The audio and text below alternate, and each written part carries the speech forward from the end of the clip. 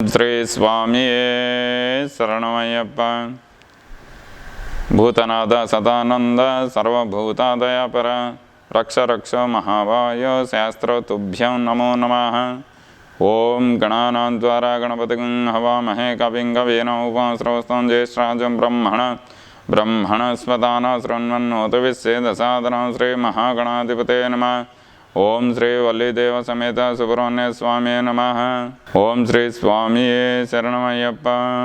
కర్కాటక రాశి వారికి ఎలా ఉండబోతుంది తెలుసుకుందాం. సెప్టెంబర్ అమావాస్య నుంచి పౌర్ణమి వరకు ఈ యొక్క కర్కాటక రాశి వారికి ఆదాయం 14, వ్యయం 2, రాజపూజం 6, అవమానం 6.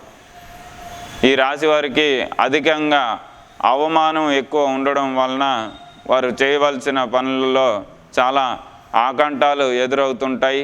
ఇతరులని అధికంగా నమ్మి మోసపోవడం జరిగే సూచనలు కనిపిస్తున్నాయి.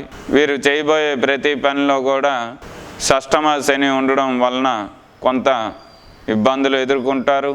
అమావాస్య నుంచి పౌర్ణమి వరకు చాలా జాగ్రత్తగా ఉండాలి. వాహన ప్రమాదాలు జరిగే సూచనలు కనిపిస్తున్నాయి.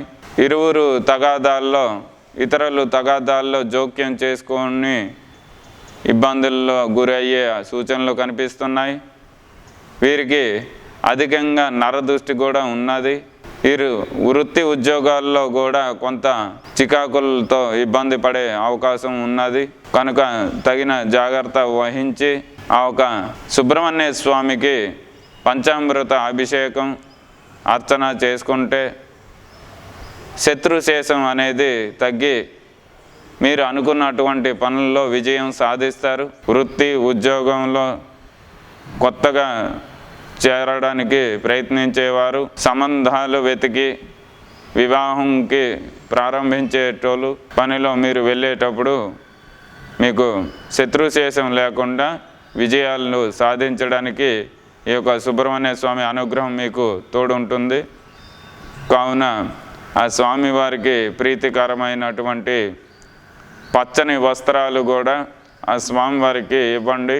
అనుకున్నటువంటి పనుల్లో విజయం సాధించడానికి మీకు అతి సులువుగా స్వామివారి అనుగ్రహంతో మీరు ముందుకు వెళ్తారు, విజయాలు సాధిస్తారు. శుభం భూయాత్.